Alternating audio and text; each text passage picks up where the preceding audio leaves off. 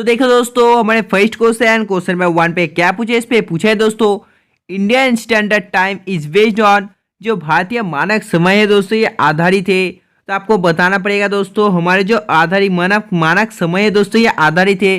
तो देखो दोस्तों, जिन्होंने इसका आंसर ऑप्शन सी दिया बिल्कुल सही है। इसका जो आंसर है वो जाता है ऑप्शन सी। और अगर आपको पूछा जाता दोस्तों, हमारे जो इंडियन टाइम और ग्रीनिच टाइम है दोस्तों कितना अंतर है, देखो ये अंतर हो जाता है 5 घंटे दोस्तों 30 मिनट का। और अगर आपको पूछा जाए जो दोस्तों इंडियन स्टैंडर्ड टाइम यानी कि दोस्तों IST, ये जो IST है दोस्तों ये इंडियन स्टैंडर्ड टाइम दोस्तों ये एडॉप्ट किस समय को किया गया था, तो देखो ये किया गया था दोस्तों 1947 को। बहुत ही इंपॉर्टेंट है। तो चलिए बढ़ते अगले क्वेश्चन नंबर 2 की ओर। तो देखो हमारे क्वेश्चन नंबर 2 पे पूछा है, what is the difference between Indian standard time and Greenwich mean time. आपको बताना पड़ेगा दोस्तों, जो इंडियन दोस्तों स्टैंडर्ड टाइम है और ग्रीनविच मीन्स टाइम है दोस्तों, इनके बीच कितना अंतर है। इसका आंसर दोस्तों मैंने आपको अभी बताया था। आप लोग जल्दी से कमेंट करिए इसका आंसर क्या होगा। जल्दी से आपको कमेंट करना है। हाँ दोस्तों, आपने बिल्कुल सही कहा। इसका जो अंतर है वो दोस्तों 5 घंटे 30 मिनट का, एकदम बिल्कुल सही कहा। तो चलिए बढ़ते अगले क्वेश्चन नंबर 3 की ओर। देखिए इस पे पूछा है, what is the length of the coast line of India. Bharat की जो तट रेखा की लंबाई कितनी है। तो देखो जो भारत की तट रेखा की लंबाई है दोस्तों ये हो जाती है 6100 किमी। हाँ दोस्तों, आप लोगों ने बिल्कुल सही कहा। Next question number 4। तो देखो हमारे क्वेश्चन नंबर 4 पे क्या पूछा है, इस पे पूछा है दोस्तों, भारत के कितने राज्य जो समुद्र के किनारे स्थित है। तो आपको बताना पड़ेगा इसका आंसर क्या होगा। आप लोग जल्दी से लाइव से बताइए। तो देखो जिन्होंने इसका आंसर ऑप्शन सी 9 दिया बिल्कुल सही है। इसका आंसर हो जाता है ऑप्शन सी। तो चलिए बढ़ते अगले क्वेश्चन है 5 की ओर। देखो इस पे पूछा है, which Indian state has the longest mainland coast line. तो आपको बताना पड़ेगा भारत के किस राज्य की जो सबसे लंबी मुख्य भूमि तट रेखा है। तो आपको बताना पड़ेगा इसका आंसर क्या होगा। आप लोग जल्दी से लाइव से बताइए। तो देखो जिन्होंने इसका आंसर ऑप्शन बी गुजरात दिया बिल्कुल सही है। और अगर आपको पूछा जाए दोस्तों, जो स्पाइस गार्डन है दोस्तों, मसालों का दोस्तों गार्डन, इस नाम से कौन सा जो राज्य प्रसिद्ध है। तो देखो इस नाम से जाना जाता है केरला को। और अगर आपको पूछा जाए जो सन टेम्पल यानी कि सूर्य मंदिर या कहाँ पर स्थित है। तो देखो जो सन टेम्पल यानी कि सूर्य मंदिर है दोस्तों ये स्थित हो जाता है उड़ीसा के कोणार्क पर। और आपको तो पता होगा महाराष्ट्र में दोस्तों मुंबई स्थित है। तो चलिए बढ़ते अगले क्वेश्चन नंबर 6 की। और देखिए इस पे पूछा है, निम्नलिखित भारतीय राज्यों में से किससे होकर दोस्तों जो कर्कट रेखा है यह नहीं गुजरती है। तो आपको बताना पड़ेगा इसका आंसर क्या होगा। तो देखो जो कर्कट रेखा है दोस्तों मध्य प्रदेश, गुजरात, झारखंड इससे गुजरती है, यानी कि इसका आंसर हो जाता है ऑप्शन ए उत्तर प्रदेश। और अगर आपको पूछा जाए जो सुगर बोल नाम से कौन सा राज्य प्रसिद्ध है इंडिया का, तो देखो वो जाता है उत्तर प्रदेश। और अगर आपको विश्व का पूछा जाए यानी कि वर्ल्ड का, तो वो दोस्तों हो जाते हैं क्यूबा। तो चलिए बढ़ते हैं अगले क्वेश्चन नंबर 7 की ओर। देखो इस पे पूछा है, which latitude line passes through the middle of India. कौन सी दोस्तों अक्षांश रेखा जो भारत के मध्य से होकर गुजरती है। तो आपको बताना पड़ेगा इसका आंसर क्या होगा। आप लोग जल्दी से लाइव चैट बताइए।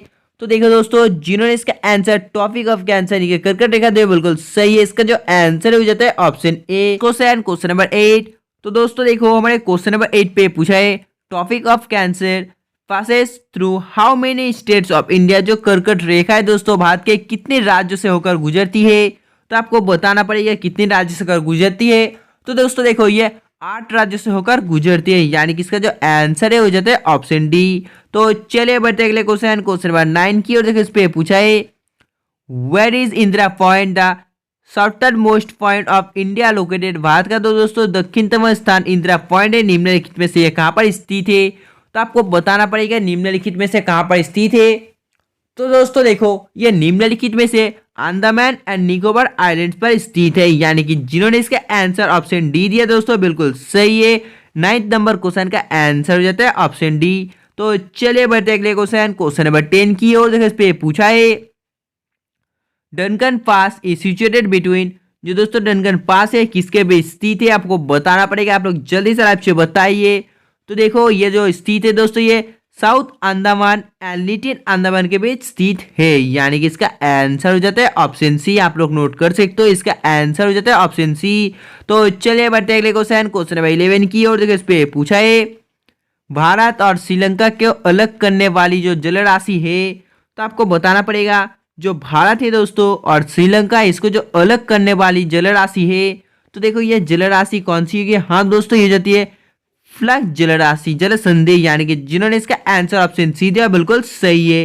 तो चलिए बढ़ते अगले क्वेश्चन नंबर 12 की ओर।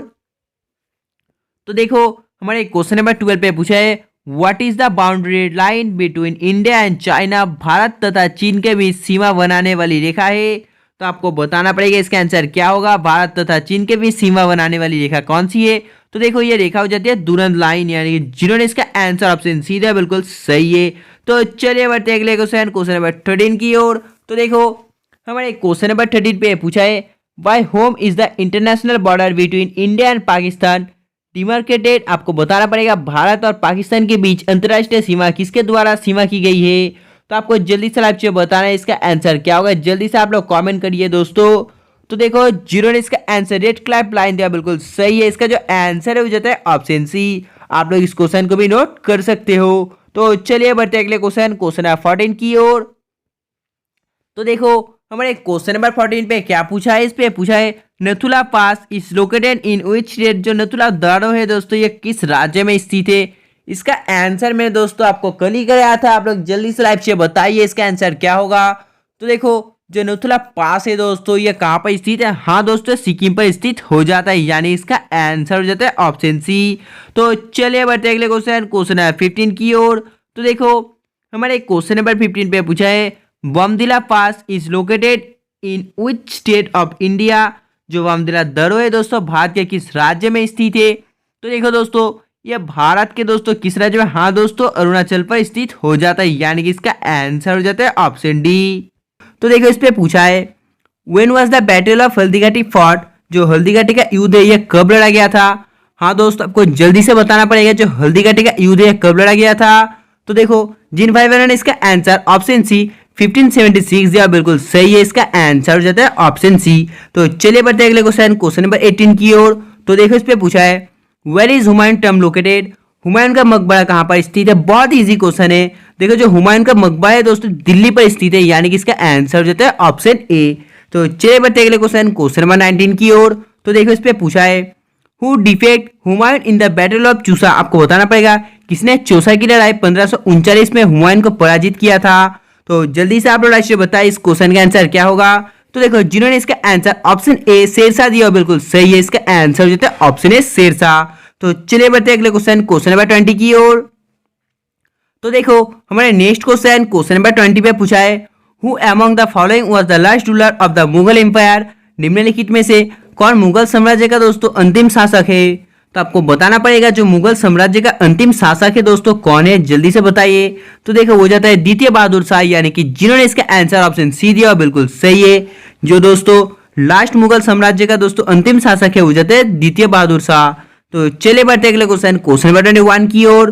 तो देखो इस पे पूछा है जो गुरु अर्जुन देव है दोस्तों किस मुगल सम्राट के समकालीन थे, आपको बताना पड़ेगा। तो जल्दी से आप लोग लाइक से बताइए इस क्वेश्चन का आंसर क्या होगा।